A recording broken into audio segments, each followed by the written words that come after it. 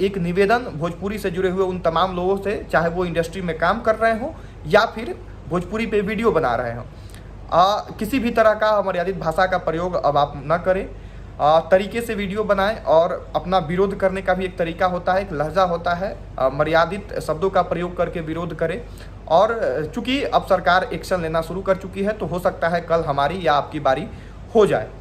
भोजपुरी को लेके अब बिहार सरकार धीरे धीरे सीरियस होने लगी है। जी हाँ, ऐसा मैं इसलिए कह रहा हूँ क्योंकि पिछले कुछ दिनों से लगातार भोजपुरी में या भोजपुरी से जुड़ा हुआ जो सोशल मीडिया से जुड़े हुए लोग थे, जो अभद्र भाषा का प्रयोग करके वीडियोस बनाते थे, उन लोगों की गिरफ्तारी होना शुरू हो गई है।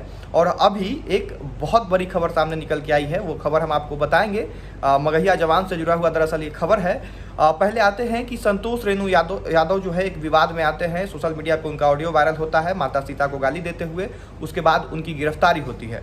उसके बाद एक और यूट्यूबर जो अपने वीडियोस में गाली का प्रयोग करता था, उसकी गिरफ्तारी हुई है। नाम उसका शायद मुझे अभी याद नहीं है।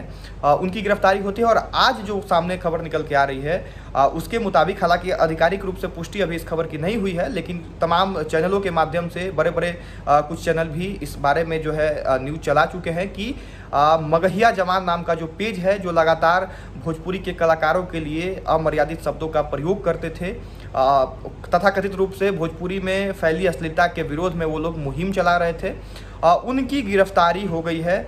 लेकिन गिरफ्तारी जो है वो इस मामले पे नहीं हुई है। कुछ दिन पहले आप सब लोग जान रहे होंगे कि खेसारी लाल यादव के साथ में इनका मामला सामने आया था।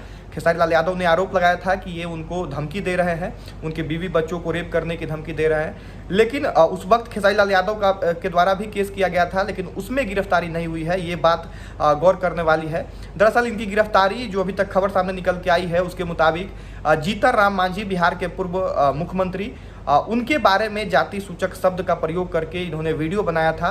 उसी मामले में इन पे केस दर्ज हुआ था। हम पार्टी के ही एक युवा नेता के द्वारा, मुकेश चौधरी या कुछ ऐसे ही नाम है शायद उनका, गया में केस दर्ज किया गया था। उसके बाद उसी केस में गया पुलिस के द्वारा रायपुर जाके जो है गौतम सिंह राजपूत और समर सिंह राजपूत की गिरफ्तारी करती है गया पुलिस।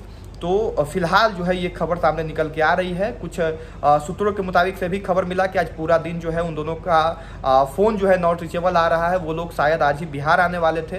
तो कहीं ना कहीं एक जो है पूरे मामले को, भोजपुरी से जुड़ा हुआ जो एक पूरा मामला चल रहा था, उसको और ये माहौल को गर्म कर देने वाली खबर है कि भोजपुरी के में जो भी जो है इस तरह के भाषा का प्रयोग करके वीडियोज़ बना रहे हैं, उनकी गिरफ्तारी शायद अब होना धीरे धीरे शुरू हो चुका है। और अब लोगों को संभलने की ज़रूरत है। ऐसा लगता है कि तमाम जो कलाकार, पवन सिंह हो जाए, खेसारी लाल यादव हो जाए, या और जो भी कलाकार हैं, वो लोग जो सरकार से अपील कर रहे थे भोजपुरी इंडस्ट्री पर ध्यान देने के लिए, तो शायद नीतीश कुमार ने ये बात सुन लिया है और अलग अलग लोगों को अलग अलग तरीके से जो है सरकार के द्वारा उनके खिलाफ जो है कदम उठाया जा रहा है। इसी बीच आज जो है, आज शायद इनकी गिरफ्तारी हो गई है।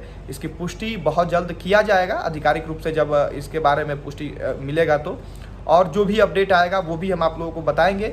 और साथ में एक निवेदन भोजपुरी से जुड़े हुए उन तमाम लोगों से, चाहे वो इंडस्ट्री में काम कर रहे हों या फिर भोजपुरी पे वीडियो बना रहे हों, किसी भी तरह का अमर्यादित भाषा का प्रयोग अब आप न करें।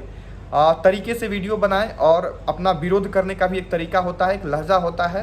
मर्यादित शब्दों का प्रयोग करके विरोध करें। और चूंकि अब सरकार एक्शन लेना शुरू कर चुकी है तो हो सकता है कल हमारी या आपकी बारी हो जाए। फिलहाल इस वीडियो को यहीं पे ख़त्म करेंगे। बाकी आप लोग बताइए कि इस पूरे मामले पे आप क्या सोच रहे हैं, कमेंट बॉक्स में लिखिए। और पेज को अगर अभी तक आपने फॉलो नहीं किया है तो फॉलो कर लीजिए। यूट्यूब चैनल पे वीडियो देख रहे हैं तो चैनल को सब्सक्राइब कर लीजिए।